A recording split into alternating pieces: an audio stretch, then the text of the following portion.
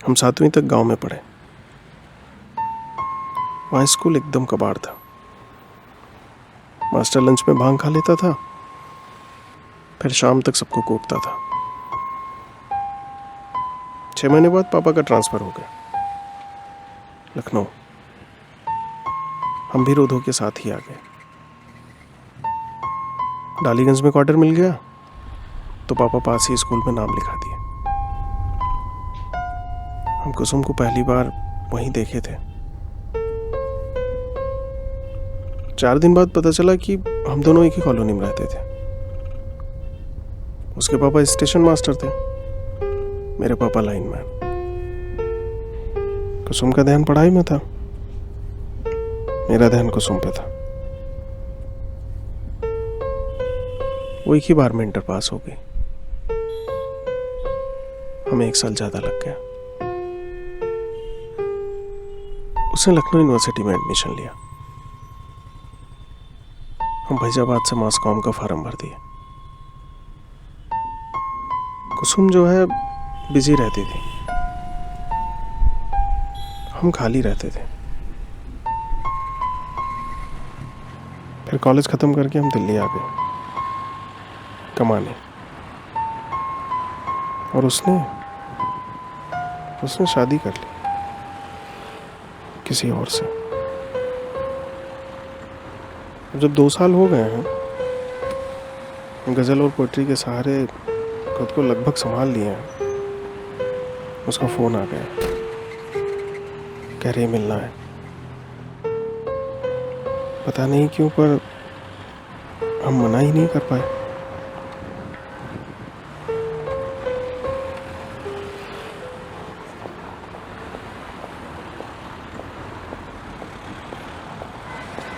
अरे ये क्या है?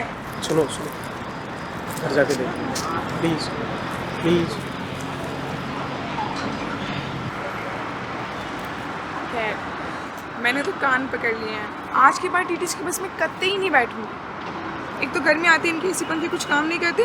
दूसरा, फ्रंट की सीट कभी खाली नहीं होती है। ऊपर से दिल्ली की भीड़, सांस फूल की भीड़। भीड़ तो अपने लखनऊ में भी होती है। अरे वहाँ की भीड़ फैमिलियर लगती है। क्या बात कर रहे हो? मतलब ऑटो या कैब से आ जाती है। वही तो मुफ्त के चक्कर में फंस गई। पर कहती क्या, ऑटो वालों के अलग नखरे हैं। पता है, यहाँ एक भी बंदा मीटर से नहीं चलना चाहता। और कैब वालों को तो पूछो मत, अपने मन से रेट घटाते बढ़ाते। अभी यहाँ का 540 दिखा रहा था, 10 आ रहा ना।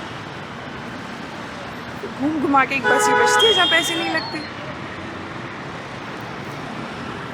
अमित का काम धंधा भी थोड़ा डाउन है, कुछ कमाते नहीं तो से अच्छा नहीं लगता ना। तुम्हारा तो नवोदय में टीचर वाला क्लियर हो गया। अमित के पेरेंट्स का पता नहीं क्या बोलते हैं, तुम मणिपुर रहोगी, घर कौन देखेगा, एक ही लड़का है हमारा, ये वो। अमित क्या कह रहा है? उससे ऐसे कोई प्रॉब्लम नहीं है। ये कह रहा है मम्मी पापा को कन्विंस कर लो, चली जाओ।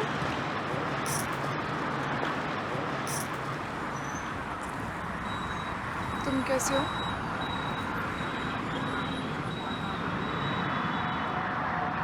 ठीक है फिलहाल।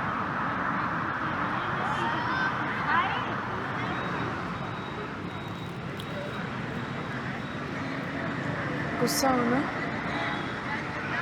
नहीं बिल्कुल नहीं।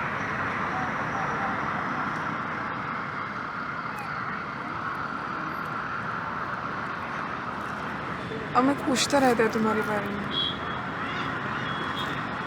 क्यों? ऐसे ही। क्या पूछता है?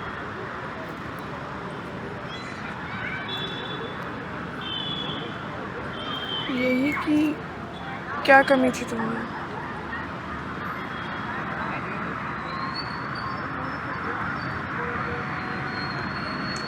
फिर तुम क्या कहती हो?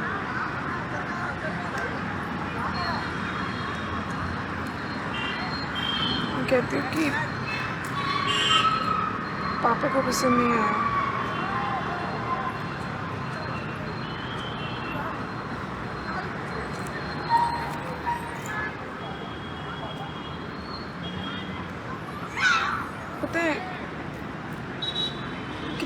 रिश्ते आए, मैं मना करती रही।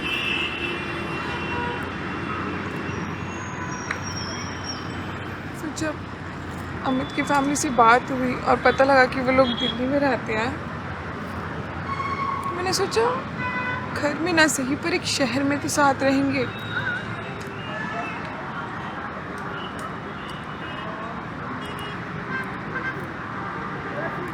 तो मैंने हाँ कर दी।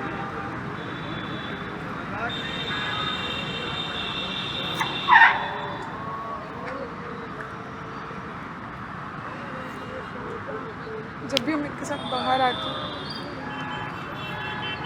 इधर उधर देखती रहती हूँ पागलों की तरह। मन में होता है अभी कहीं दिख जाओगी।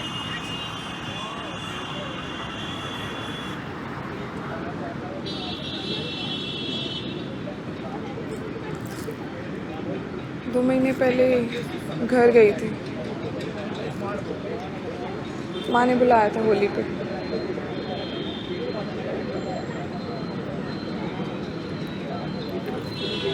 फिर वहाँ मन ही नहीं लगा। अगले ही दिन बोल के अमित को वापस आ गई।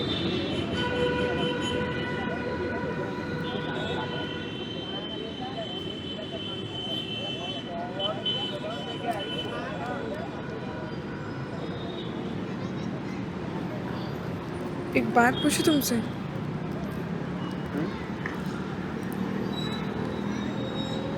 तुम शादी क्यों नहीं करते?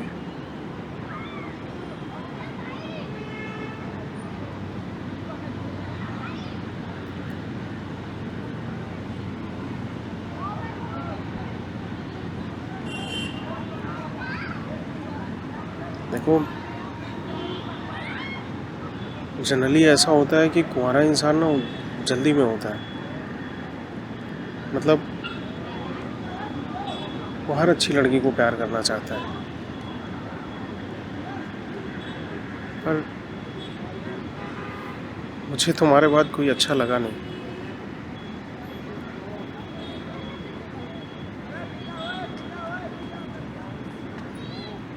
तुम्हें याद होगा जब मैं इंटर फेल हुआ, तुम कॉलेज चली गई, मैं छत पे घंटों खड़ा रहता था कि तुम कपड़े सुखाने आओगी तो एक बार देख लूँगा।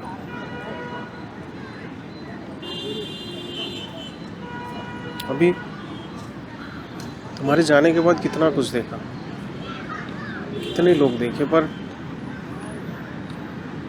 जो सबसे खूबसूरत मेरा देखा हुआ है वो तुम, और हमेशा रहोगी।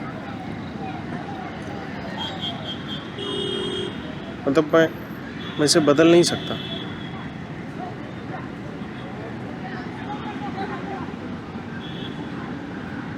और शादी तो यार यही सोचा था तुमसे करेंगे,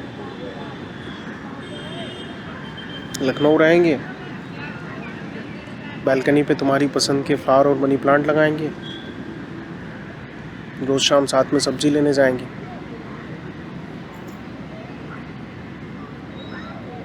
पर अब लगता है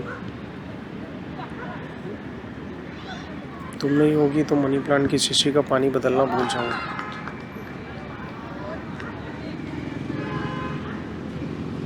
मेरे आलस के चलते पौधे मर जाएंगे। और तो और मुझे लगता है तुम नहीं होगी तो सीलिंग फैन की पत्तियों से धूल तक नहीं हटा पाऊंगा।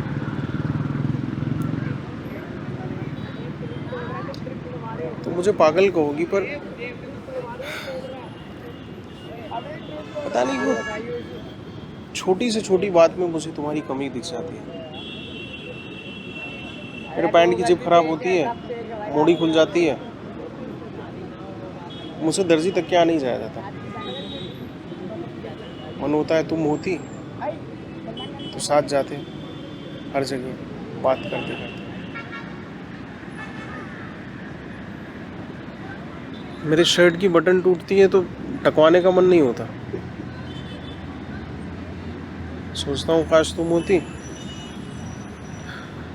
जल्दी जल्दी में किसी गलत रंग के धागे से टाक देती, मैं तुम पे गुस्सा हो जाता कुछ देर के लिए, फिर पछताता, तुमसे माफ़ी मांगता, गले लगता। ऐसा नहीं है कि मैं चाहता घर के सब काम तुम करती, हाँ, पर मैं ये ज़रूर चाहता कि मैं घर के तमाम काम तुम्हारे कहने पे करता।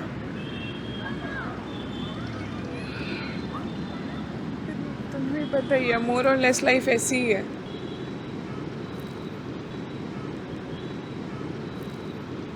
सबको कहाँ मिलता है सब कुछ। तो तुम्हारी बात अपनी जगह सही है, पर बातों से एक टाइम के बाद तसल्ली नहीं मिलती है। मुझे दुख है कि तुम मेरे पास नहीं हो, ये दुख मुझे ज़िंदगी भर रहेगा।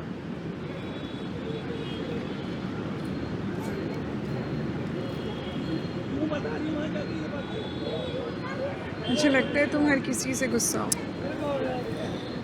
मुझसे भी।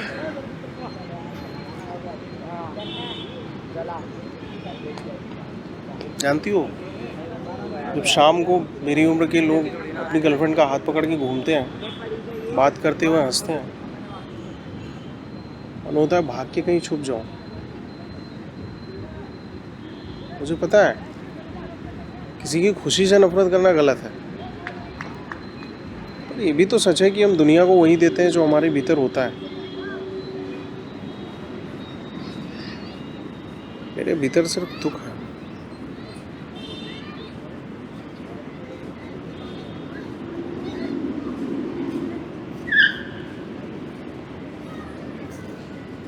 आज बहुत दिनों बाद एक अजीब सा डर लग रहा है। किस बात का? पता नहीं, बस लग रहा है।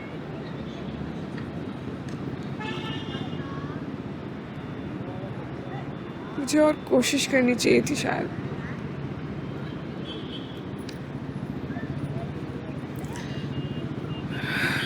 शायद मान जाते घर वाले।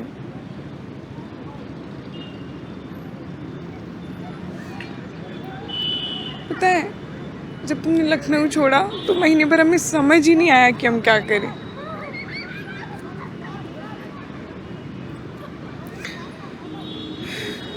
कितने कॉल किए तुमने, तुमने एक बार भी रिस्पॉन्ड नहीं किया।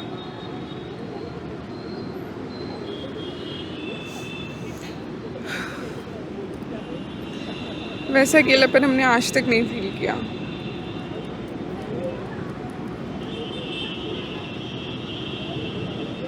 कभी नहीं।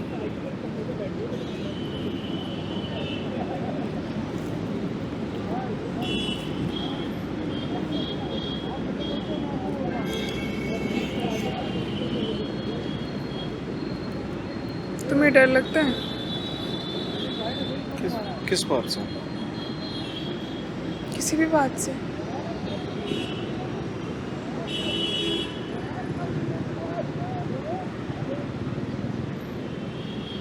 यार, एक तो डर था कि तुम नहीं होगी तो क्या होगा। उस डर को तो मैं हर रोज जी रहा हूँ। दूसरा डर है कि एक दिन बूढ़ा हो जाऊंगा। मतलब बूढ़ा होने में कोई मुश्किल नहीं है, पर उसे एक्सेप्ट करना आसान तो बिल्कुल नहीं होगा।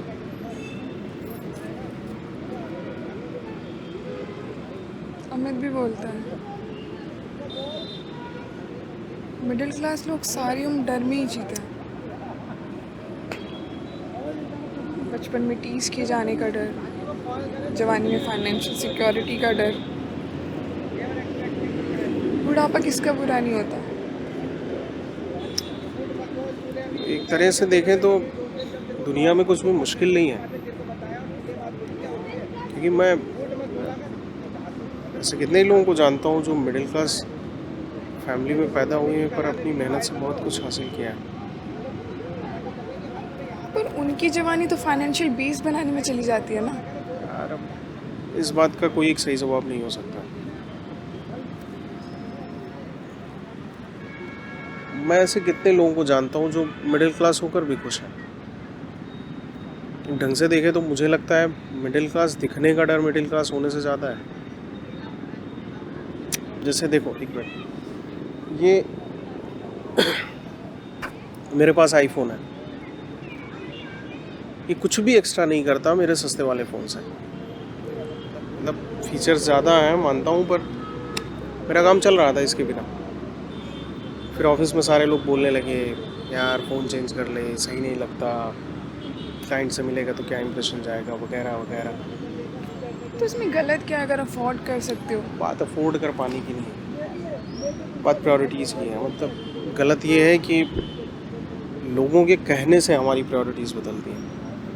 तो ये तुम्हारी वीकनेस हो, तुम्हें क्यों फ़र्क पड़ता है यार, लोगों के ओपिनियन से? कैसे नहीं पड़ेगा फ़र्क? एक सेकेंड, अभी तुम्हें यहाँ आए हुए कितना टाइम हो? क्यों? छोड़ो।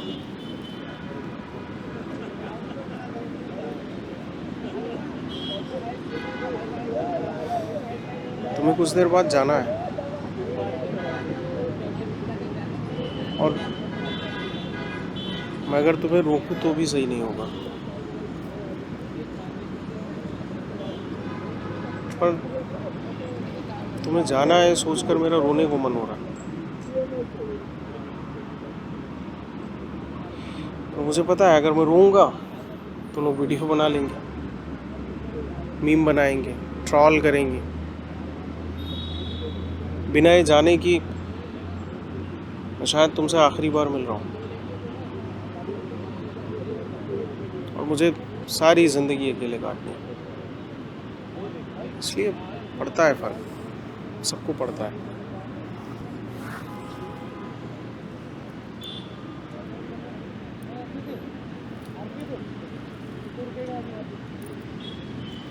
तुम्हें अभी भी लगता है कि हमारे पास इसके सिवा कोई भी रास्ता था जहाँ हम दोनों आ जाएं?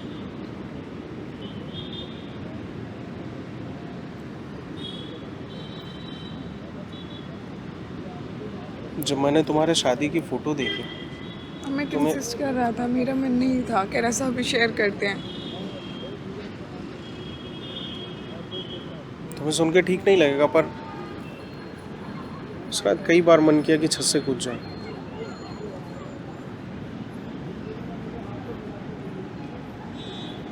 छठी मंजिल से नीचे देखा तो हिम्मत नहीं हुई,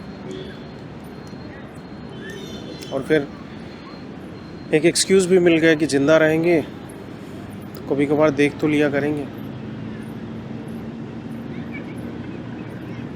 और तो और मैंने तो यहाँ तक सोचा कि काश तुम जिंदा ना होती तो मेरे लिए मरना कितना आसान होता।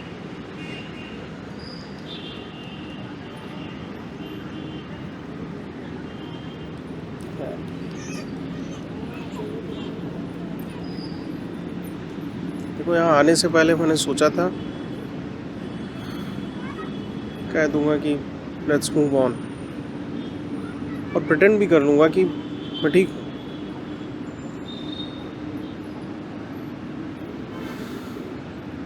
पर तुम्हें सामने देख के नहीं बोला जा रहा है झूठ।